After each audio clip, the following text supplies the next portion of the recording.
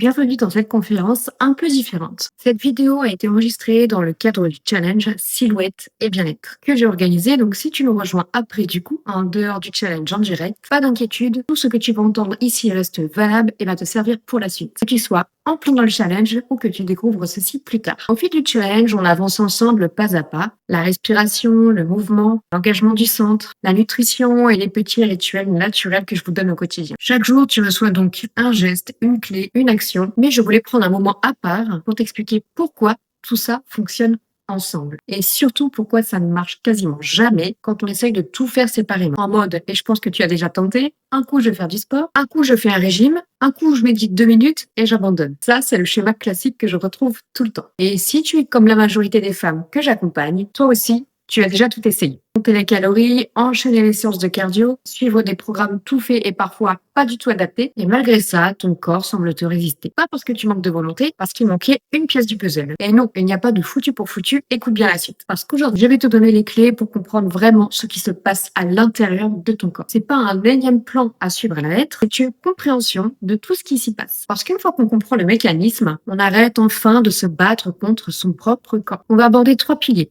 Le stress, la nutrition et le mouvement. Et surtout, comment ils se parlent entre eux en permanence, que tu le veuilles ou non, qui est en fond sonore de ta journée entière. On commence tout de suite avec la partie numéro 1, le stress. Et le stress, c'est le chef d'orchestre invisible. On va commencer par le point de départ. Ton corps ne fait pas la différence. Qu'est-ce que je veux dire par là? C'est que ton système nerveux ne sait pas faire la différence entre un mail agressif de ton manager, ton enfant qui est en train de hurler dans la maison, ou toi qui est en train de te faire poursuivre par un tigre. Physiologiquement, c'est exactement la même réponse. Une cascade hormonale pilotée par le cortisol. Et par quoi il est sécrété? Par ton système orthosympathique. Donc, le système nerveux est géré par 2 facteurs. Système orthosympathique, l'état d'action, et le système parasympathique, l'état de repos. Et ce n'est pas un problème en soi, parce que c'est tout simplement normal. Par contre, le cortisol dans sa version aiguë, celle qui monte et qui redescend en une dizaine de minutes, ça c'est un allié. Et c'est complètement ok. Qu'est-ce que va faire le cortisol au quotidien sans y faire la guerre? Il va te mobiliser. C'est lui qui te donne de l'énergie, te donne du mouvement, te met en état de concentration. Et le souci commence quand ce pic ne redescend jamais, quand ton pic est toujours en haut, quand le stress devient chronique permanent, comme en fond sonore de toute ta journée entière. Et le cortisol chronique, pourquoi il change tout? Un cortisol qui reste élevé en continu envoie un message très clair à ton corps. En gros, il va dire on est en danger, on doit stocker pour survivre. Et le corps humain ne va pas stocker cette énergie n'importe où. Évidemment, il va privilégier la graisse abdominale viscérale, celle qui est la plus rapidement mobilisable en cas d'urgence. C'est une des raisons pourquoi tu peux manger correctement, bouger régulièrement et pourtant voir cette zone du ventre résister. Ce n'est pas forcément ton alimentation qui est en cause, bien que je pense que j'aurais des petites modifications à faire. C'est surtout un message hormonal de fond qui reste H24 bloqué, comme si ton corps le recevait en permanence. Et voici le point clé que j'aimerais que tu retiennes. Face à un signal perçu comme permanent, ton corps, lui, va toujours prioriser la survie à l'esthétique. Tu peux avoir la meilleure volonté du monde. Si ton système nerveux reste en état d'alerte, ton corps, lui, va se défendre contre la perte de graisse. Pas parce qu'il veut te saboter, mais parce qu'il te protège littéralement, d'après ce qu'il perçoit comme une menace pour ta survie. Et voici 2 situations que je croise assez régulièrement en consultation. On va prendre Nadia. Nadia est une femme active qui enchaîne les séances de sport intenses, qui mange propre sur le papier et qui n'arrive pas à comprendre pourquoi son tour de taille ne bouge pas, alors que tout le reste de son mode de vie semble irréprochable. En creusant, ce qu'on trouve souvent, ce sont des nuits irrégulières, un sommeil peu réparateur, un rythme professionnel sous tension constante et un corps qui interprète chaque séance de sport un peu trop intense comme un stress supplémentaire et non comme une solution. Et voici maintenant Isabelle, donc une autre femme, un autre exemple, une femme qui a l'impression de mal manger, alors qu'objectivement, son alimentation est assez équilibrée. Mais elle mange vite, elle mange debout, elle mange sur le lieu de travail qui est sous tension également. Et manger sous stress, ça change littéralement la donne. Ça change aussi la façon dont ton corps assimile et digère les aliments que tu ingères. Le point commun dans les 2 cas, le sujet n'est pas l'assiette, c'est l'état du système nerveux dans lequel l'assiette est consommée. Et ce qu'on ne va pas faire aujourd'hui, je ne vais pas te donner tout un protocole gestion de stress. Ce n'est pas l'objectif de cette vidéo. Ce que je veux, c'est que tu repartes avec cette compréhension. Ton corps, il n'est pas contre toi, il répond simplement à un signal. Et ce signal, on peut apprendre à le modifier. Donc n'oublie pas qu'il y a l'application Holistica qui sort très bientôt, qui abordera exactement ces 3 piliers. Gestion du stress, le mouvement et la nutrition. Et tout ça avec une grande communauté de femmes, un groupe d'entraide pour se motiver tous les jours, avoir des petits challenges au quotidien et se remettre en forme sur le bon pied, tout en respectant ton cycle hormonal et du mouvement conçu pour les femmes afin de baisser ton état de cortisol. Passons à la partie 2, la nutrition. Et ce qu'on t'a mal expliqué. On va commencer par le mythe qui a fait le plus de dégâts. Manger moins pour peser moins. Grosso modo, manger moins pour perdre du poids. C'est probablement le conseil le plus répété et le plus contre-productif que je n'ai jamais entendu. Voici ce qui se passe réellement quand tu réduis drastiquement tes apports. Ton corps, encore une fois, interprète ça comme un signal de pénurie. Donc pas comme un choix esthétique, mais plutôt comme une menace. Et sa réponse logique, biologique, ancestrale, ça va être de ralentir ton métabolisme pour économiser son quota d'énergie. Et cette énergie qui va être utilisée pour les organes vitaux, c'est-à-dire les fonctions principales de ton corps. Et qu'est-ce qu'il va faire également? Il va renforcer ta sensation de faim pour te pousser à retrouver vite de la nourriture afin de relancer toutes ces fonctions vitales. C'est pour ça que les restrictions sévères se soldent presque toujours à moyen terme et souvent par l'effet inverse que tu recherches. Donc ce n'est pas une question de manger moins, c'est une question de mieux nourrir ton corps pour qu'il n'ait plus de raison de se mettre en état d'alerte. Et tu as sûrement peut-être déjà essayé une fois dans ta vie de tester un régime vu à la télé ou sur internet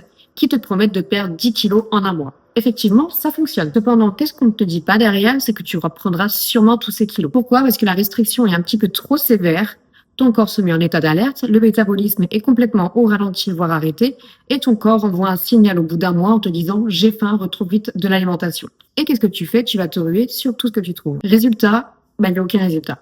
Tu as compris la leçon. Donc comme je disais, ce n'est pas une question de manger moins. Effectivement, tu auras ton quota sur la journée. Ici, je t'invite à pas forcément compter tes calories qui veulent absolument tout et rien dire, mais plutôt faire attention à tes apports. Et quand je parle d'apports, ça va être protéines, lipides et glucides. La bonne répartition dans ton assiette. Et une question que vous allez sûrement me poser, si je suis pour ou contre le jeûne intermittent. Non, je suis contre le jeûne intermittent et pour les femmes.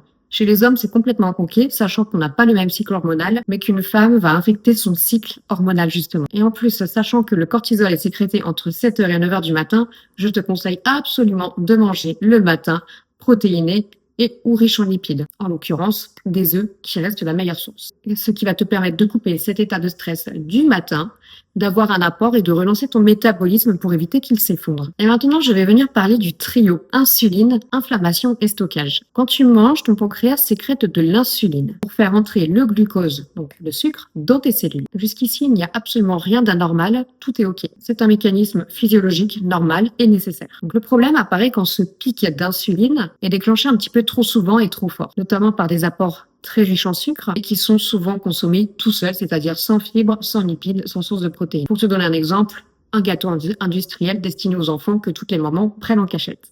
Grosso modo, des pics d'insuline répétés favorisent aussi un terrain inflammatoire de bas grade. Ce terrain inflammatoire chronique, silencieux, est aujourd'hui comme l'un des freins majeurs à ta perte de graisse. Au-delà même du nombre de calories ingérées. Deux personnes peuvent manger exactement le même quota de calories avec une composition différente et avoir des résultats métaboliques complètement différents également. Et on va faire un petit retour sur les 3 piliers du petit déjeuner. Tu te souviens qu'on avait posé les bases au jour numéro 4. Protéines, fibres, bonne graisse. Je veux aller un cran plus loin aujourd'hui avec toi. Donc ce trio, ce n'est pas une histoire de satiété, c'est avant tout une histoire de courbe glycémique. En associant ces 3 familles dès le matin, tu lisses la réponse insulinique de ton corps sur toute la matinée, ce qui a un effet de cascade sur tes fringales en milieu de matinée. Aussi sur ta concentration et en même temps sur ton taux de cortisol, puisque les hypoglycémies réactionnelles sont elles-mêmes perçues par le corps comme un facteur de stress. Par exemple, au matin, si tu me prends de la baguette, de la confiture et ton café, pendant 20 à 30 minutes, forcément tu vas avoir un pic d'énergie et ensuite tu auras l'hypoglycémie réactionnelle qui va faire l'effet inverse.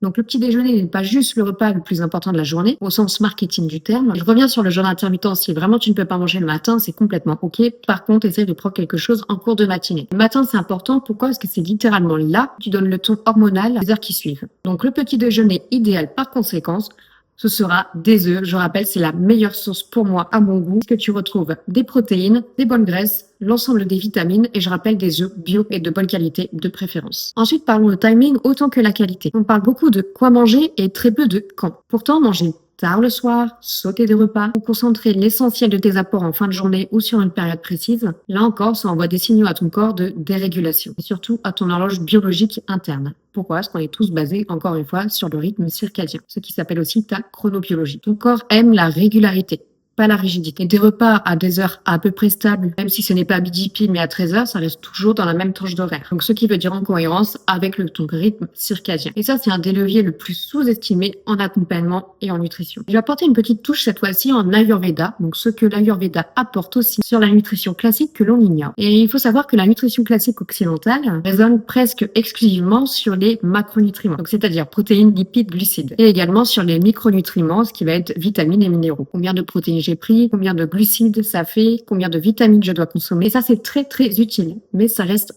un couplet. L'Ayurveda va poser une question différente et complémentaire. Comment ton corps digère-t-il à cet instant précis de ta vie, de ton cycle, de la saison? Et depuis que j'ai appris ça, croyez-moi que ça a fait toute la différence. Un même aliment n'aura pas le même effet selon ton état de digestion du moment. Ce que l'Ayurveda appelle Ani, ton feu digestif. C'est une des raisons pour laquelle deux femmes peuvent suivre exactement la même chose, le même plan alimentaire, et vivre des résultats très différents. Ce qu'on ne va pas faire aujourd'hui, encore une fois, je ne vais pas te donner de plan alimentaire ou de menu personnalisé et détaillé. Ce n'est pas l'objectif de cette vidéo non plus. Ce que je veux ici, c'est que tu repartes en ayant compris pourquoi certains réflexes qu'on t'a vendus comme des vérités ne fonctionnent pas pour toi. Et j'espère que tu en as pris note. On enchaîne sur la partie 3, sur la partie mouvement, pourquoi plus n'est pas forcément une solution. Et ça, je l'ai bien compris en tant que grande sportive. Là, je vais parler du piège du cardio intensif et en continu. Chose que je vois chez beaucoup de femmes qui cherchent à faire des marathons ou ce genre de choses pour perdre du poids ou pour gérer leur stress. Et je pense que ça fait souvent l'effet inverse. Et voici quelque chose qui va peut-être te surprendre. Surtout si tu as grandi avec l'idée que plus on transpire, mieux c'est, plus on perd du poids. Dans un contexte de cortisol déjà élevé, un cardio type intensif peut aggraver la situation plutôt que l'améliorer. Pourquoi? Parce que tu vas rajouter un stress beaucoup plus supplémentaire que tu as déjà au fond de toi. Il faut savoir qu'un cardio intensif est déjà lui-même une source de stress. Certes, c'est un stress positif pour ton corps, parce que tu as les ressources de bien récupérer en termes musculaires, en termes physiques, mais s'il vient s'ajouter à un cortisol de fond qui est déjà installé, un état de stress chronique. En fait, qu'est-ce que tu fais? Là, tu ajoutes du stress à du stress. Et le corps, il ne va pas forcément faire de distinction entre le bon stress sportif et le mauvais stress du quotidien. Encore une fois, comme je t'ai expliqué, tu as le système orthosympathique, parasympathique. Ortho, action, para, repos.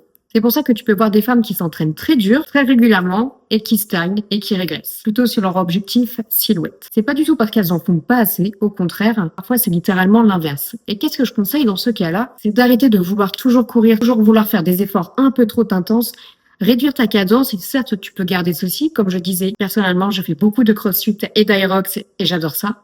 Par contre, je limite mes entraînements, notamment autour du cycle, je n'en fais plus. Et je limite à 2 gros entraînements par semaine, type endurance de fond et intensif. Ou alors, je viens contrebalancer tout ça, encore une fois, pour rééquilibrer mon système avec des exercices de respiration, de yoga ou de méditation, ce qui vont me permettre de rééquilibrer mon stress interne. L'idée, c'est pas d'arrêter le sport intense que tu es en train de faire, c'est de savoir plutôt quand est-ce qu'il est pertinent et quand il ne l'est pas. Il y a des jours où ton système nerveux est capable d'encaisser un effort super intense et d'en tirer des bénéfices. Et heureusement d'ailleurs. Et il y a des jours où ce même système nerveux a besoin d'un mouvement doux, régulateur, plutôt que d'un stress supplémentaire. Et c'est exactement ce que je disais tout à l'heure, l'équilibre encore une fois. Donc apprends à faire cette distinction, jour actif vs jour doux. Et c'est un des changements qui a le plus d'impact chez les femmes que j'accompagne. Je te conseille également de te mettre à la musculation qui permettra de maintenir ta masse musculaire, de perdre de la masse grasse sans avoir trop d'efforts cardio intensifs également. Donc on va pas forcément chercher la performance à tout prix, à moins que tu sois une grande championne olympique, mais plutôt l'histoire d'équilibre et la justesse. C'est vraiment mon conseil le plus pertinent que je puisse te donner. Et parlons de pilates, yoga et système autonome. Et ce n'est pas un hasard que le yoga et le pilates reviennent aussi souvent dans cette conférence aussi. Ces pratiques, en combinant la respiration, des mouvements lents et une conscience de son schéma corporel, vont activer directement ton système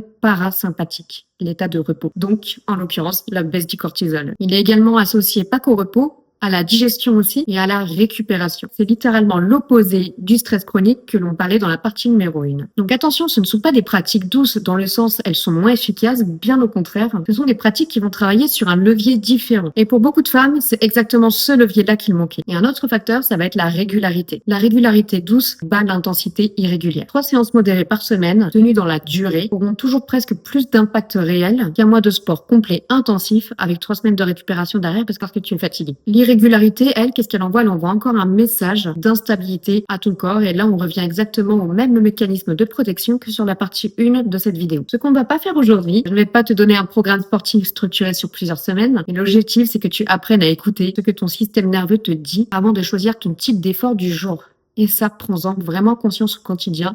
On ne peut pas gérer tous les jours ses performances, son niveau de fatigue, son niveau d'humeur. Apprends à gérer aussi tes entraînements en fonction de ton cycle hormonal, c'est très important. Et bien sûr, de toujours équilibrer, encore une fois, intensité et versus repos. En conclusion, je fais un petit récapitulatif de cette vidéo. Le stress chronique met ton corps en état de survie. Et dans ce mode, il priorise toujours l'état de protection par rapport à ta silhouette. La nutrition, ce n'est pas une question que de quantité. C'est une question de régulation hormonale, de timing et d'écoute de ton propre terrain digestif. N'oublie pas également tes macronutriments et tes micronutriments. Je rappelle, choisis la bonne répartition des macros, les bons grammages et les aliments le plus brut possible pour maximiser tout ce qui est vitamines et minéraux également. Le mouvement, ce n'est pas une question de plus c'est intense, mieux c'est une histoire de justesse adaptée à ton système nerveux jour après jour, à ton cycle hormonal et à ton état tout court. Et surtout, c'est le point le plus important maintenant de cette vidéo, ces 3 piliers ne fonctionnent jamais l'un sans l'autre. Les 3 sont ensemble. Tu peux avoir la meilleure alimentation du monde. Si ton stress reste ingérable, les résultats seront limités. Tu peux faire tout le sport nécessaire. Si ta nutrition envoie des signaux inflammatoires en continu, ton corps restera bloqué. C'est un système et un système, ça se pilote dans son ensemble. Pas pilier par pilier. Donc, si tu as compris ça, c'est déjà une immense grande étape pour toi. Tu ne regarderas plus ton corps de la même façon aujourd'hui. Mais comprendre n'est que la première étape. La vraie transformation durable vient quand tu as un cadre pour appliquer tout ça au quotidien. Jour après jour, avec un encadrement qui prend en compte ces 3 piliers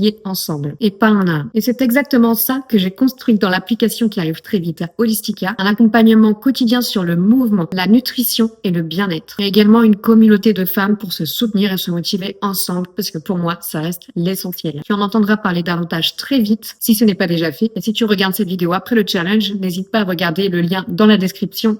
L'application est sûrement déjà disponible. En attendant, prends soin de toi et on se retrouve très vite pour la suite.